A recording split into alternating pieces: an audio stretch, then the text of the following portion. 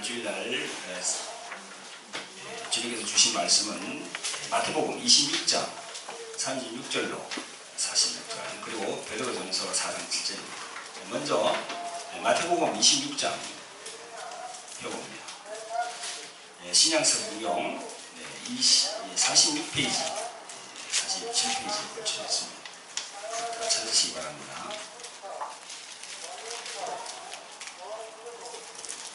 사신 줄 알고 함께 합독을 하겠습니다. 이에 예수께서 제자들과 함께 겟셋마네라 하는 곳에 이르러 제자들에게 이르시되 내가 저기 가서 기도할 동안에 너희는 여기 앉아 있으라 하시고 베드로와 세베대의 두 아들을 데리고 가실새 고민하고 있을 하사 이에 말씀하시되 내 마음이 심히 고민하여 죽게 되었으니 너희는 여기 머물러 나와 함께 기어 있으라 하시고 조금 나아가사 얼굴을 땅에 대시고 엎드려 기도하여 가라사대 내 아버지여 만일 할 일만 하시거든 이 자는 내게서 지나가옵소서. 그러나 나의 원대로 마옵시고 아버지의 원대로 하옵소서 하시고 제자들이 오사 그 작은 것을 보시고 베드로에게 말씀하시되 너희가 나와 함께 한 시 동안도 이렇게 깨어 있을 수 없도다. 지옥에 들지 않게 깨어 있어 기도하라. 마음에는 원이오되 육신이 약하도다 하시고 다시 두 번째 나아가 기도하여 가라사대 내 아버지여 만일 내가 마시지 않고는 이 잔이 내게서 지나갈 수 없거든 아버지의 원대로 되시길 원하노라 하시고 다시 오사 보신즉 저희가 자니 이는 저희 눈이 피곤함이라 또 저희를 두시고 나아가 세 번째 행하는 말씀으로 기도하시고 이에 제자들이 오사 이르시되 이제 자고 쉬라. 보라 내가 가까웠으니 인자가 지금 손에 일어나라 함께 가자. 보라 나를 파는 자가 가까이 오느니라. 그 말씀을 적어주시고 뒤로 넘어갑니다. 뒤로 넘어가서 베드로 전서 4장으로 갑니다.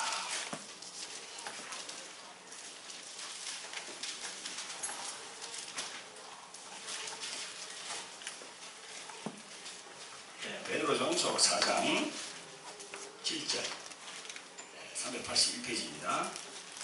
같이 합독하겠습니다. 시작. 만물의 마지막이 가까이 있으니 그러므로 너희는 정신을 차리고 근신하여 기도하라. 함께 주님께 같이 기도하겠습니다. 자, 빌고니로 오신 아버지 하나님 은혜와 사랑을 베풀어 주셔서 기하고 복된 주의 날을 저희들에게 허락하심을 감사합니다. 아버지 하나님 세상에 정말 모래 같은 많고 많은 사람들 중에서 저희들을 택하시고 이렇게 주의 성전에 불러주셔서 하나님의 말씀을 듣고 또 그 말씀으로 살기를 원하는 많은 하나님의 자녀들과 백성들 주님 축복하여 주시기를 간절히 원합니다. 아버지 하나님 저희들 한 주간도 하나님의 말씀을 들고 살았습니다. 그러나 여러 가지로 부족하고 연약한 부분이 너무나 많았습니다. 아버지 하나님 오늘 이 주의 날 이 성전에 와서 주님께 모든 것을 다 보하면서 주님의 새로운 힘을 얻기를 원합니다. 말씀의 능력과 성령의 권능을 저희는 입기를 원합니다. 주님 역사하여 주시옵소서. 성령으로 거룩한 정보스와 함께 역사하여 주시옵소서. 또 아버지 하나님 부족한 종이 이 하나님의 말씀을 들고 섰습니다. 주님 저희 입술을 준영하여 주시고 세상 말은 다 배려시켜 주시고 오로지 예수 그분 말씀을 통하여서 우리가 진리 안으로 들어갈 수 있도록 주님 저를 사용하여 주시옵소서. 주님 감사하고 예수님 이름으로 기도합나이다. 아멘. 할렐루야 반갑습니다. 예수님이 부활하신 주일을 기념하고 또 하나님께 영광을 돌리러 나오신 성도 여러분들을 주님 이름으로 축복하고 환영합니다. 할렐루야. 반갑습니다. 예수님들이 보시면서 반갑습니다.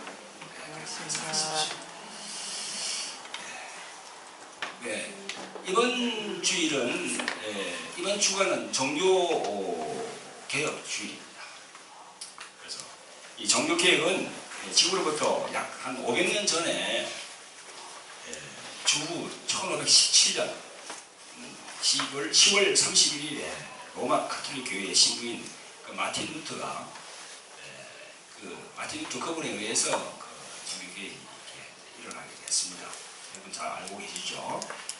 예, 이날 마틴 루터는 가톨릭 교회의 그 면죄부 아시죠, 그죠? 이 면죄부 판매에 반대해서 95개 조에 달하는 그런 반박문을 비텐베르크 성당 그 정문에 내가 걸었던 것입니다.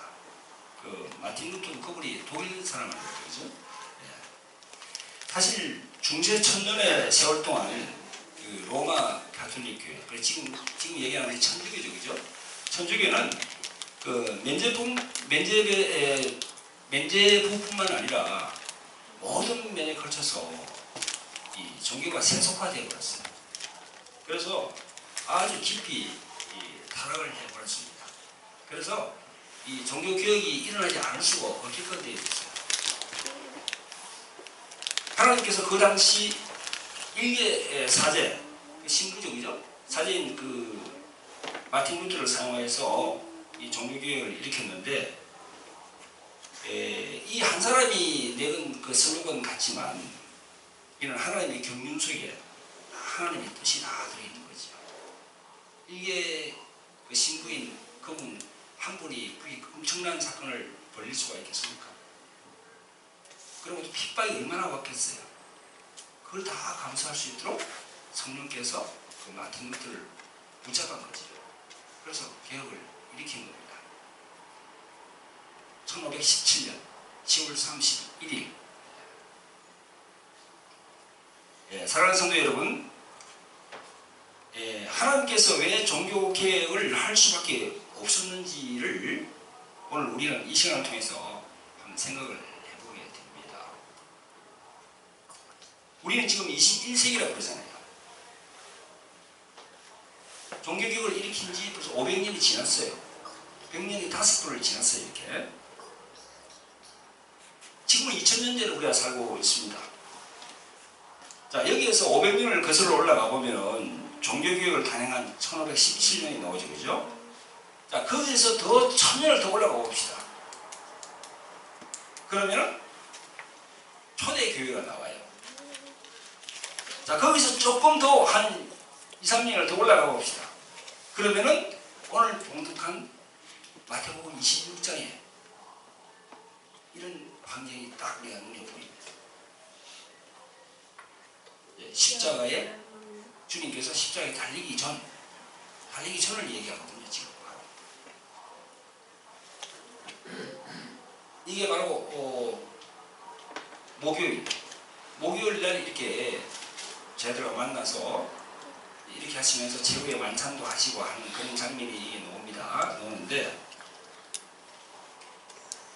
여기 오늘 26장에 보면은 겟세마네 동산에서 예수님께서 기도하는 장면이 쫙 이렇게 기록이 되어 있습니다. 겟세마네 동산 아시죠? 그죠? 이제 복음성가에도 있지 않습니까?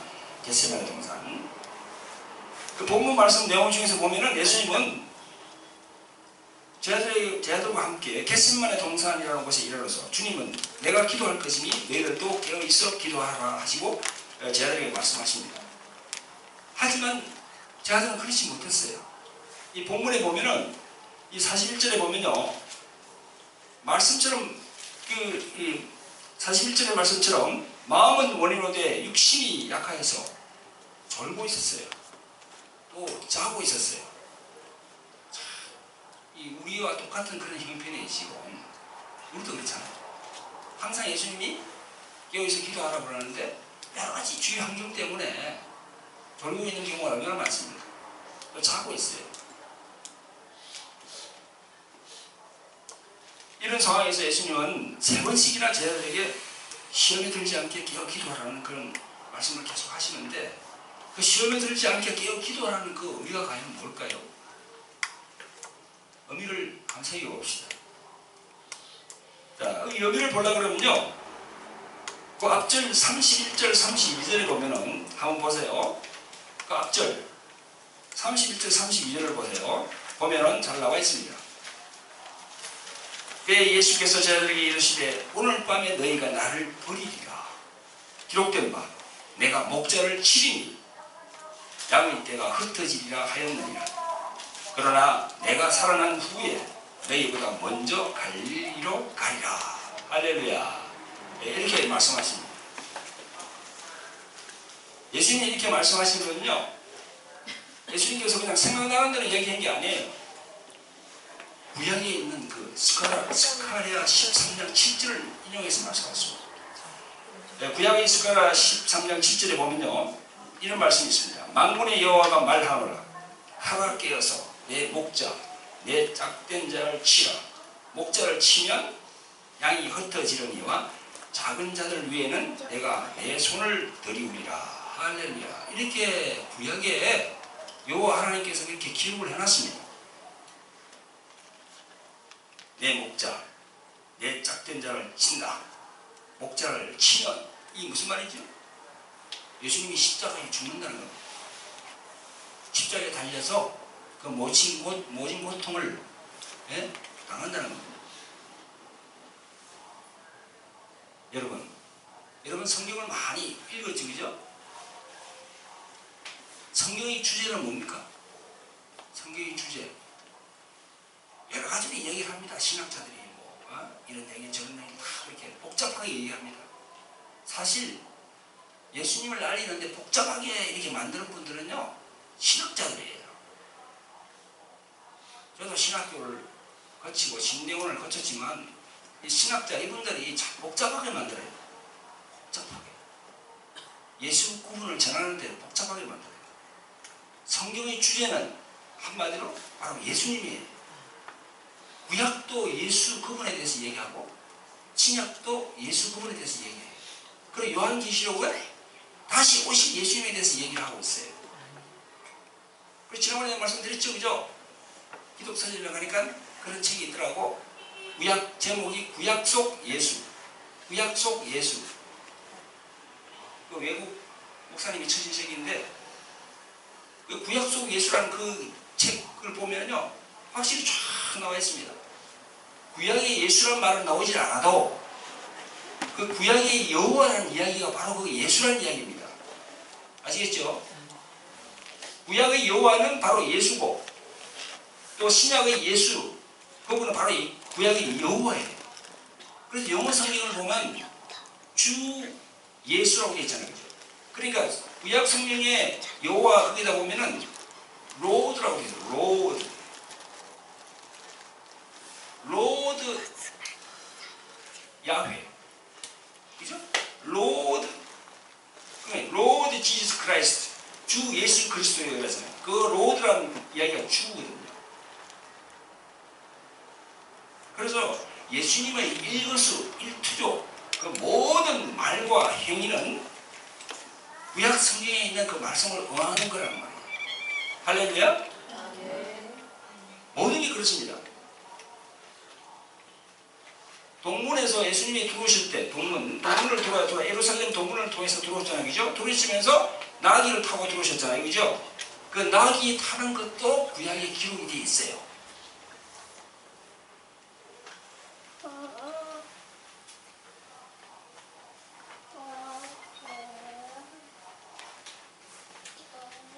자, 이렇게 예수님은 자신이 십자가에 달리시기 전에 내가 달리게 되면 쟤들이 다 흩어지리라는 것을 알고 있었어요. 실제로 제자들은 예수님을 왕중왕으로 모시고 막 따랐습니다. 그때까지. 아니 그 다윗의 이름으로 왔다고 그러니까 다시 왕권을 해러 간다고 그러니까 뭔가 한 자리 좀 하려고, 그죠? 네? 지금으로 말하면 무슨 장관, 국무총리 이런 큰 자리를 한번 해볼까 해서 따랐어요. 그때는 사실 성령 받기 전이니까 잘 몰랐어요, 예수님에 대해서. 그래서 그냥 열심히 그냥 따랐는데 아니 예수님 이분이 그냥 힘없이 십자가에 달려서 이렇게 죽으시니까 정말 실망하는 거예요, 제자들이.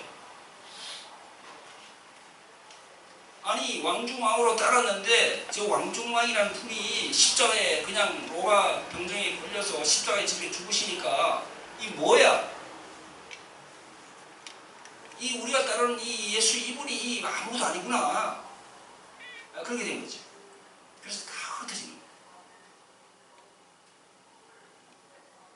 그래서 31절에 보면 예수님께서 나를 버리리라 할 때에 이 버린다. 이 표현, 그죠? 이 표현이 뭡니까? 예수님이 잡히심으로 시험에 빠져서 제 아들이 결국 예수님을 배척한다는 그런 이야기입니다. 물론 나중에 이제 성령을 받으니까 다시 회개하고 뜨겁게 됐지만 제 아들이 그런 말씀이거든요. 자, 사랑하는 성도 여러분, 그런데 3일 후에 예수님이 부활하셨어요. 31절에 있는 말씀이 응했습니다. 예수님이 살아나신 후에 먼저 갈릴리로 가 계셨어요. 갈릴리에서 제 아들은 부활하신 예수님을 목격합니다. 할렐루야. 그리고 40일 동안 제 아들에게 보이시면서 하나님의 나라의 일을 말씀하십니다. 그때 참 얼마나 제 아들이 그에 감격했을까요? 그때 당시. 참. 그리고 사도행전 1장 4절에 보면 이렇게 말씀하십니다. 사도와 같이 모이사 저희에게 분부하여 가르쳐되 예루살렘을 떠나지 말고 내게 들은 바 아버지의 약속하신 것을 기다리라. 요한은 물로 세례를 베풀었으나 너희는 맨날이 못되어 성령으로 세례를 받으리라. 네. 그래서 요한의 물세례하고 성령 세례하고 달라요. 아시겠죠? 이 교회는 목사님이 주는 그 물세례가 있어요. 그 물세례 그건 성령 세례가 아니에요. 그 물세례 말고 또 다른 성령 세례. 그건 하나님과 자기 1대1을 만나야 돼요. 인격적인 하나님을 만나야 돼요. 그게 바로 성령 세례입니다. 그래야만이 사정이 확 다 바뀌어버려요. 근데 거기가 다 물세례 그냥 이 교회에서 주는 이 물세례, 또 침례교에서는 침례라 그러잖아요, 그죠? 그것만 하고는 그냥 끝이거든요. 절대 그러면 안 돼요. 거기서 한 단계 더 나아가야 돼요. 하나님을 만나야 돼요. 어떻게 하든지 하나님을 만나야 돼요. 기도에 와서 그냥 그렇게 막 그냥 기도를 하시든지 어떻게 집회에 가서 만나든지 만나야 돼요, 주님을. 자, 저를 쳐다봅니다. 저를 쳐다봅니다. 예, 말씀을 들을 때 다른 데 생각하면 안 됩니다. 자, 이 말씀을 마치시고 하늘로 올라가셨습니다. 그리고 며칠 후에 또 성령이 오셨습니까? 40일 계시다가 10일 후에 오셨어요, 성령께서. 말씀이 그냥 그대로. 그게 바로 오순절이에요. 오순이 뭡니까? 50일을 오순이라고 그러잖아요. 10일이 지난 후에 오순절 날에 주님의 말씀대로 성령께서 강림하셨어요. 사도행전 2장 1절 4절이 있습니다. 오순절 날이 이미 이르매 저희가 다 같이 한 곳에 모였더니 보내니 하늘로부터 급하고 강한 소리가 있어 저희 앉은 온 집에 가득하여 하며 불의 혀같이 갈라지는 것이 저희에게 보여 각 사람 위에 임하여 있더니 저희가 성령의 충만함을 받고 성령이 말하게 하심을 따라 다른 방언으로 말하기를 시작하니라. 할렐루야. 이렇게 진행되고 있는 걸 내가 지금 여러분들에게 말씀을 드리는 겁니다. 이렇게 성령을 받은 120명, 그래서 120문도라고 그러잖아요. 처음에는 한 500명이 있었는데 다 와도 그냥 기다리니까 주님이 기다리라고 그랬는데 오질 않아. 그래서 다 흩어져 버렸어요. 그래도 120명은 끝까지 남아 있었습니다. 그래서 받았어요. 그래서 우리가 성령을 받으려고 그러면 그렇게 사모하게 있어야 됩니다. 사모하게.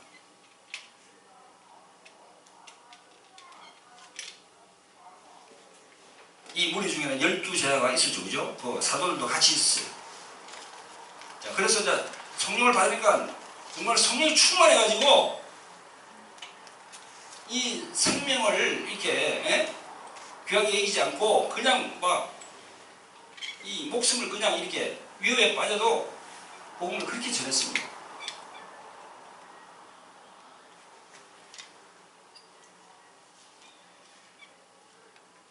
자, 그런데 우리는 한 가지 생각해 볼 것이 있습니다. 오늘 본문 마태복음 26장 36절로 46절에 있는 이 내용의 핵심은 시험에 들지 않게 깨어 기도하라 그런 말씀이거든요. 자, 예수님이 시험에 들지 않게 기도하라는 이런 말씀은 예수님이 십자가에 달리는 상황도 되고 또 그 후에 지금까지 여러 가지 이 계속되는 신앙에 대한 포괄적인 얘기를 하시는 겁니다. 그렇죠? 그 당시에 제자들에게만 이야기한 게 아니고 2000년이 지난 지금 우리 이 신앙생활 하고 있는 이 시대의 사람들에게도 이 말씀은 적용이 된다는 거죠. 할렐루야. 네. 여러분 시험에 들지 않게 깨어서 기도해야 됩니다. 네. 지금 마지막 때예요. 어영부영 넘어갔으면 안 되게 지금 정신을 똑바로 차려야 됩니다.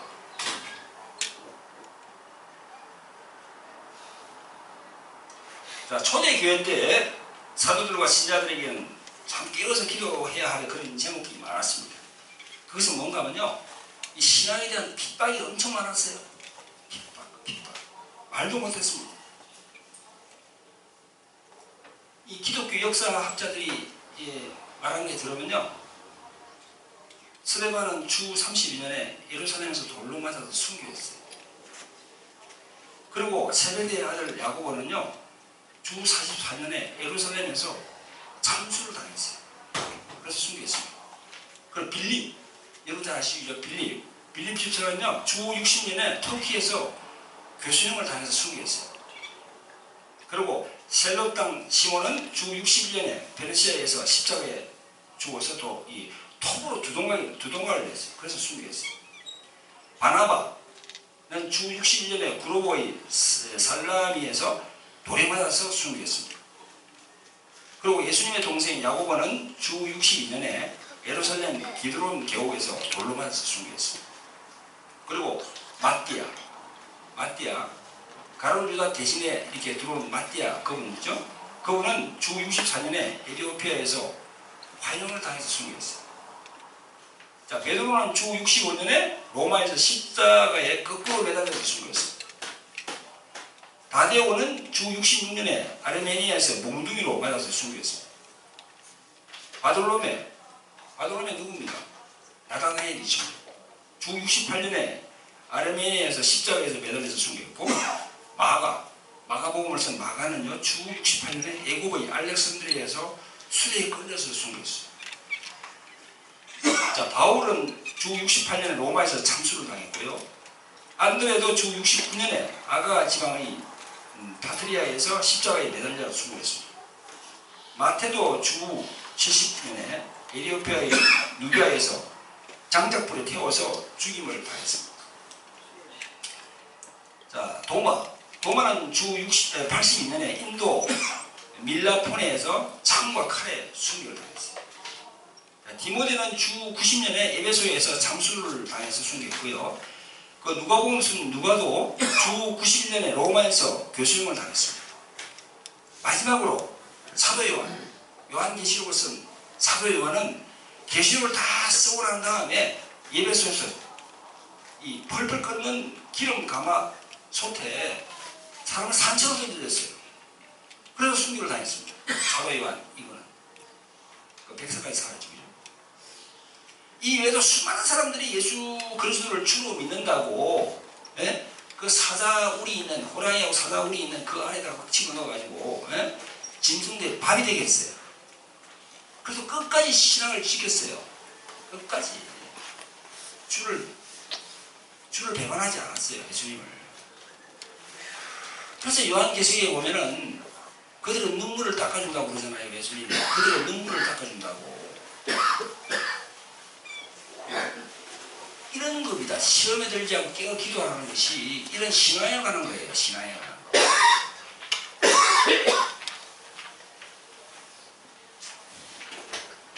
여러분, 제자들이 이렇게 끝까지 견딜 수 있었던 건 뭡니까? 신앙을 지키는 성령 충만인 거야. 성령 충만. 그래서 성령을 받지 않으면 안 돼요. 우리가 그냥 교회 나온다고 이렇게 다 천국 가는 게 진짜 아니에요. 교회에 나와서 말씀으로 해서 성령을 받아야 돼요. 성령을 받는다는 것은 1대1로 목사님 보고 나오는 게 절대 아닙니다. 저 위에 계시는 그 하나님의 영이신 성령께서 이게 내려와 계시는데 예수 이름으로 그분하고 1대1로 자기가 이렇게 만나야 돼요. 저는 지금 한 5년 전에 만났죠. 그래서 그냥 성령 받고 난 다음에 그냥 한 석 달을 그렇게 울었어요. 석 달을. 눈물이 막 엄청나게 눈물 막 쏟아지는데 그걸 어떻게 말을 표현할 수 없겠어요. 그렇게 주님과의 일대를 만나야 돼요. 특히나 목사님들 주님과 만나야 돼요. 목사님들이 제대로 안 만나면은 이 자기 밑에 그들의 성도를 다 죽입니다.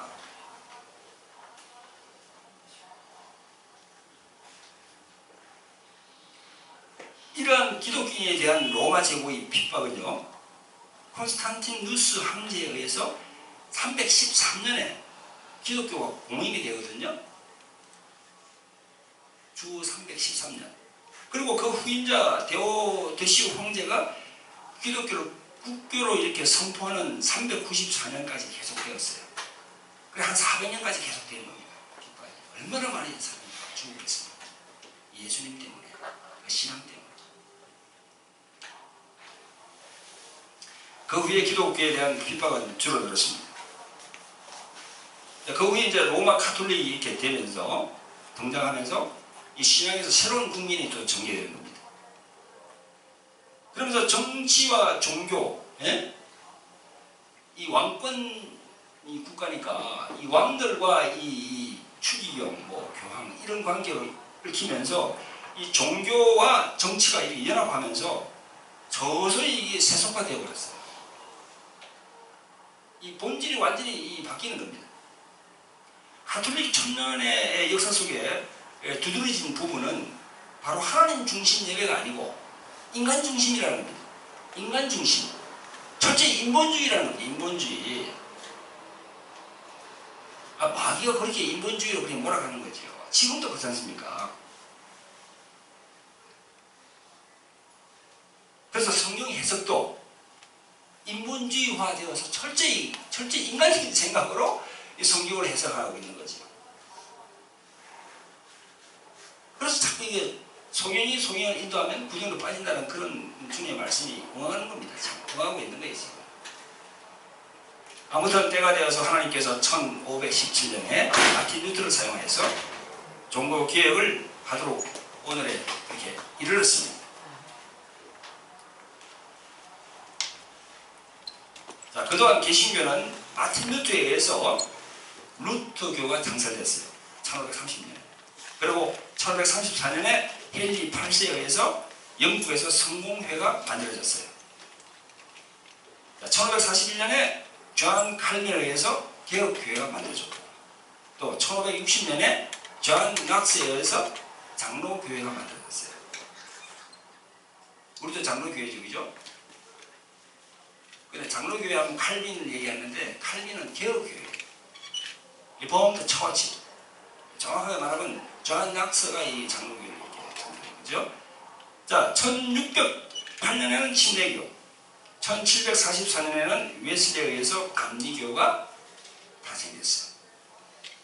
이런 개신교를 가톨릭 교회에서는 자신들에게 대항을 했다고, 반항했다고 어떤 이름을 붙인지 압니까? 프로테스탄트라고 붙였어요. 그러니까 프로테스탄트가 그게 바로 개신교라는 말입니다. 자기들한테 대항을 했다는 거예요. 자기 큰 집인데, 자기가 큰 집인데 작은 집이 막 대항했다고 그래요.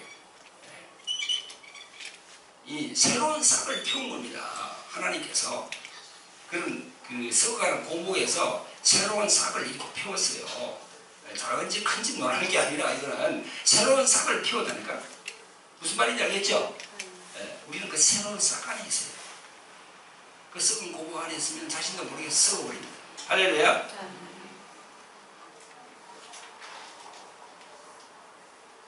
자, 이제 우리는 이 2000년대를 살고 있습니다. 지금 이 세기는 21세기예요. 최첨단 시대예요.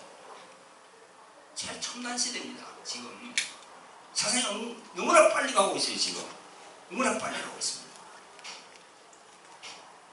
오늘 종교개혁주의를 맞이해서 이 본문을 읽고 현재 상황들을 쭉 살펴볼 때 이 예수님께서 말씀하신 부분이 새롭게 조명이 됩니다. 시험에 들지 않게 깨어 있어 기도하라. 그 말씀이 2000년을 뛰어넘어서 현재 우리들에게 주시는 말씀이라는 거죠. 특별히 오늘 본문 26장 앞으로 넘어가면요 24장이 나옵니다. 24장은 주님께서 말씀하신 말세에 대한 그 재난의 시작을 알리는 종말장이라고 그러잖아요. 마태복음 24장, 그죠? 여러분 잘 알고 계시죠, 그죠? 자, 이 24장 중에 23절, 24절에 보면은 이런 말이 있습니다. 그때 사람이 너희에게 말하되 보라, 그리스도가 여기 있다, 혹 저기 있다 하여도 믿지 말라. 거짓 그리스도들과 거짓 선지자들이 일어나 큰 표적과 기사를 보이어 할 수만 있으면 택하신 자들도 미혹하게 하리라. 자, 이 말씀 듣고 뭐 기억나는 거 없습니까? 이 말씀 중에서 그리스도가 여기 있다, 그리스도가 저기 있다, 그리고 끝절에 할 수만 있으면 택하신 자들도 미혹하게 하리라. 택하신 자가 누구죠? 아니 예수님 믿고 교회에 나오는 사람들이지 천국 가려고, 그죠? 그 택하신 자도 미혹을 한다는 겁니다. 그리고 그리스도가 여기 있다, 저기 있다. 이거 말씀 들으면서 여러분들 지금 영분별이 안 됩니까? 저는 이 구절을 보면서 이걸 종교다원주의라고 그러잖아요. 이 종교다원주의라는 이 말을 처음 사용한 사람이 누구냐면요, 존 히라는 사람. 1922년에 태어나서 아직 살아계세요. 그는 영국 출신이며 미국 신학자이며 종교 철학자입니다. 그리고 종교다원주의, religious pluralism, 이런 그 종교다원주의를 이 논쟁을 낳게 한 대표적인 인물이에요. 존 히건요, 젊은 시절 성경의 기록을 문자 그대로 받아들였던 전형적인 개신교 정통주의 신자였어요. 이분은. 근데 이분이 목사가 되고 또 철학과 신학을 공부하고 본격적으로 되면서 공부를 하면서 이슬람교, 힌두교, 불교, 이 동양 종교를 접하면서 예수님에 대한 가치가 달라져 버렸어요. 이 존 휘의 사상이 WCC에 반영이 된단 말이죠. 타 종교로 다 하나님의 자녀이니 그 속에도 그리스도가 있다는 겁니다. 그리스도가 있다는 거예요. 예수만 그리스도가 될 수가 없다는 거지.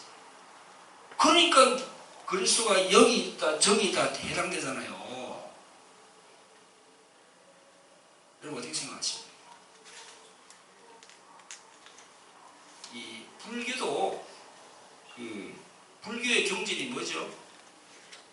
금강경이죠. 금강경. 5대 고성이 적은 거예요. 거기 보면 그 미륵사상이라고 있어요. 미륵사상. 미륵불. 미륵불이 바로 이겁니다. 자기들 나름대로 메시아라고 해요. 구원자라고 해요. 세상을 이렇게 구원할. 순 가짜거든요. 그러니 여러분, 우리가 이 말세에 얼마나 우리가 정신을 바짝 차리고 있어야 되는 걸 우리 알겠죠? 그죠? 그리스도가 여기 있다, 저기 있다. 절대 현혹되면 안 됩니다. 성경에 그렇게, 예수님이 그렇게 말씀하셨어요. 2000년 전에. 택하신 자도 미혹하리라.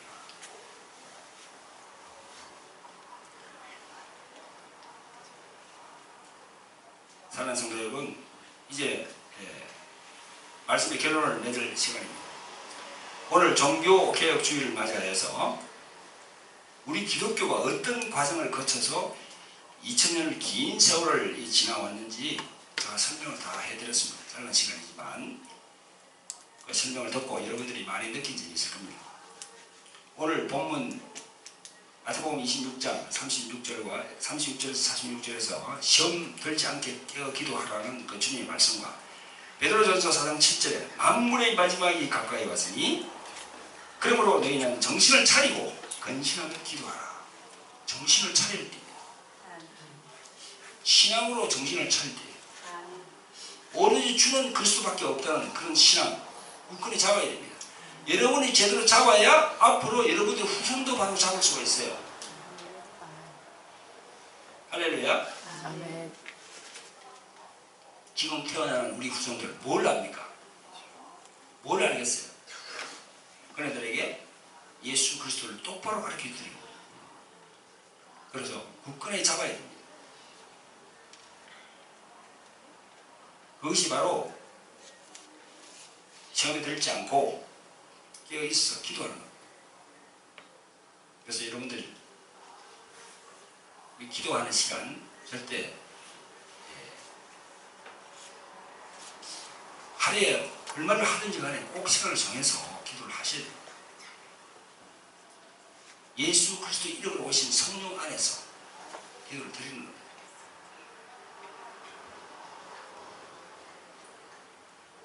그래서 오늘 말씀하신 그 주님의 말씀을 가슴속에 잘 새기고 영적으로 참이 뭔지 거짓이 뭔지, 예? 이 노아 시대 같은 이 시대에, 그죠? 우리가 말씀을 붙들은 그 귀하고 복된 여러분이 되시기를 주님의 이름으로 축원드립니다. 할렐루야. 예, 기도하겠습니다. 자비를 보내놓으신 아버지 하나님, 은혜와 사랑을 베풀어 주심을 감사합니다. 아버지 하나님, 귀하고 복된 주의 날을 저희에게 주셔서 하나님의 말씀이 선포될 수 있도록 은혜 베풀어 주심을 감사합니다. 아버지 하나님, 오늘은 마태복음 26장 그리고 베드로전서 4장의 말씀을 가지고 아버지 하나님, 예수 그리스도의 그 보배로운 피로 앞두고 산 우리 하나님의 자녀들에게 이 말씀을 전했습니다. 주님, 이 마지막 때, 정말 이 마지막 때를 대비해서 우리가 시험 들지 않고 깨어 기도하는 그런 우리 하나님의 자녀들이 될 수 있도록 성령으로 축복하여 주시옵소서. 영분별을 잘해서 아버지 하나님, 이 시대, 이 정말 이 혼돈의 시대에서 우리가 예수 그리스도 그분만 붙잡고 살아갈 수 있는 겨우 복된 우리들이 될 수 있도록 성령으로 역사하여 주시옵소서. 예수님 이름으로 기도합니다.